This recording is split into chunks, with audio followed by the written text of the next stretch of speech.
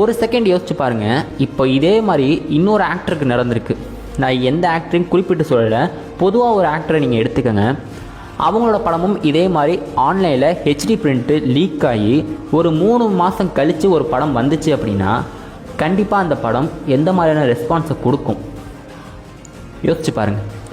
நான் ஏன் இதை திரும்பவும் அழுத்தி சொல்கிறேன் அப்படின்னா, இப்போ இருக்க பெரிய ஸ்டார்ஸாக இருக்கக்கூடிய நபர்கள் கூட 100 கோடி 200 கோடி வசூல் அடிக்கிறது மிகப்பெரிய பிரச்சனையாக இருந்துக்கிட்டு இருக்குது அவங்களோட புது படங்கள். ஆனால் இது ஆன்லைனில் ஹெச்டி பிரிண்ட் லீக் ஆகி 6 மாதம் லேட் ஆகி சர்டிஃபிகேட் கொடுத்து இதையெல்லாம் தாண்டி ஒரு படம் வருது. அப்போது அதுக்கான ரீசன் என்ன, யார் உச்சத்தில் இருக்காங்க, அதை முதல்ல தெரிஞ்சுக்கோங்க. ஸோ இப்போ யாரையும் நம்ம மட்டம் தட்டி பேசுகிறோம் அப்படிங்கிறது நம்மளோட நோக்கம் கிடையாது.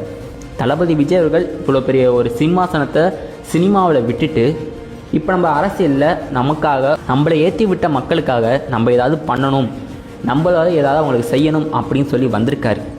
அவரை நம்ம திரும்ப நம்ம காயப்படுத்துறது எந்த விதத்துலையும் சரியாக இருக்காது அப்படிங்கிறது என்னோடய நோக்கம்.